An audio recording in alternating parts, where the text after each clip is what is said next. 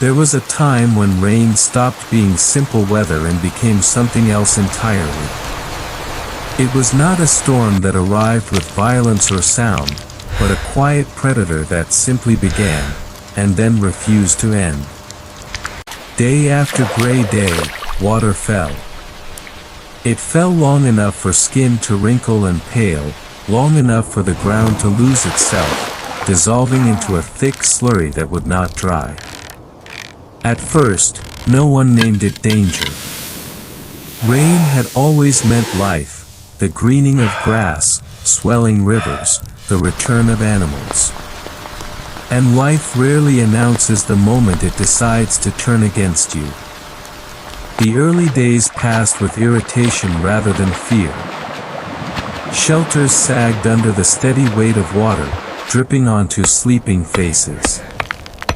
Fires hissed and struggled, filling the air with sharp, stinging smoke, but they survived. People told themselves this was normal, something to be endured. Yet beneath their feet, the land was already changing. Paths turned into sucking mud. Animals retreated quietly into the trees, vanishing from familiar hunting grounds. The soil began to lose its structure, forgetting the shape it had held for generations. Panic does not appear as shouting or chaos. It appears softly in the record, camps rebuilt slightly higher each time, fire pits pulled closer together, bones cracked open for marrow as food grew scarce. This rain was not brief. It was watched, measured, and deeply misunderstood. As days stretched into weeks, the water stopped falling and began claiming ground. Low areas filled with stagnant pools. Streams swelled into slow, muscular currents that erased familiar crossings. People did not flee, because there was nowhere obvious to run. The horizon was gray in every direction, and the old maps in their minds no longer worked. Extended rainfall breaks the rules humans rely on. There was no thunder to warn of a flood, no dramatic signal. Only the constant drumming of water on leaves. Decisions were delayed, held back by hope, until waiting became the most dangerous choice of all. Fire, their only protection against the night, began to fail. Damp fuel smoldered instead of burning, filling shelters with thick smoke instead of warmth. Without heat, bodies weakened. Shivering became constant. Sleep shortened and fractured. Small wounds refused to heal in the wet, lingering as open infections. Time itself began to blur. When every morning looked the same, urgency faded. Pressure did not force action, it encouraged endurance. And endurance, stretched too far, turned deadly. Eventually, the physics of the soil took over. Camps collapsed as waterlogged ground slid into the valley. Groups fled with what they could carry, leaving behind tools and shelters not by choice, but because the land itself gave way beneath them. What is striking is how uneven survival was.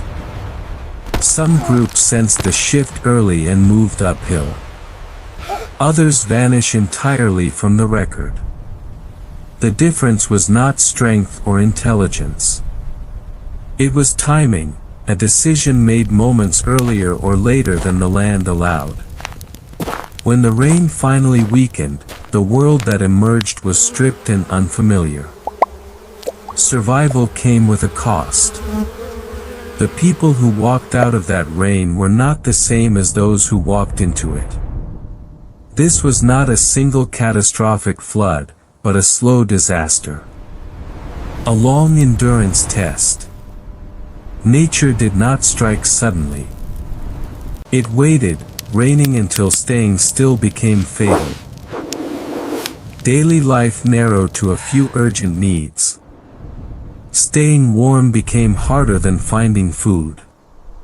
Fires were brief and carefully guarded. Shelters shrank, rebuilt again and again as mud consumed them. At night, bodies clustered tightly, trading comfort for shared heat. The tools tell the same story. Stonework grew rougher and more broken. Flakes were struck with force rather than precision, by numb hands choosing speed over craft. Exhaustion shaped decisions as much as skill. Movement became dangerous. Paths dissolved.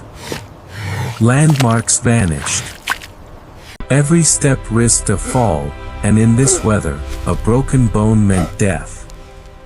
Some groups climbed, following ridgelines instead of valleys.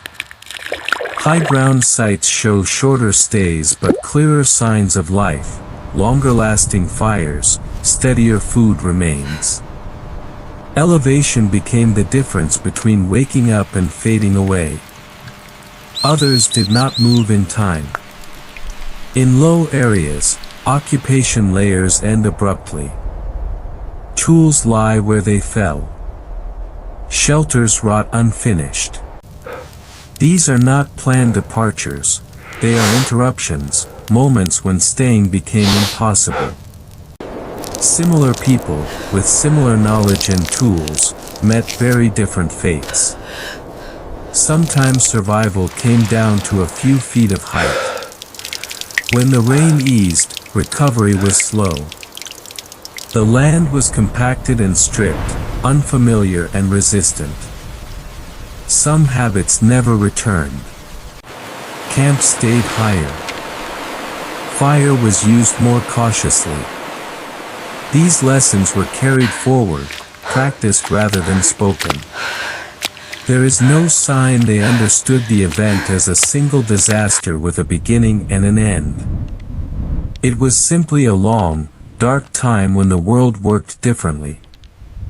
Survival depended on noticing that shift early enough to respond. The story ends not with triumph, but with continuation. People moved on, carrying a quiet lesson learned under gray skies, one that shaped how they watched the land and the weather long after the rain was gone. Nature does not always announce danger. Sometimes, it arrives softly. Sometimes, it waits. Sometimes, it just keeps raining.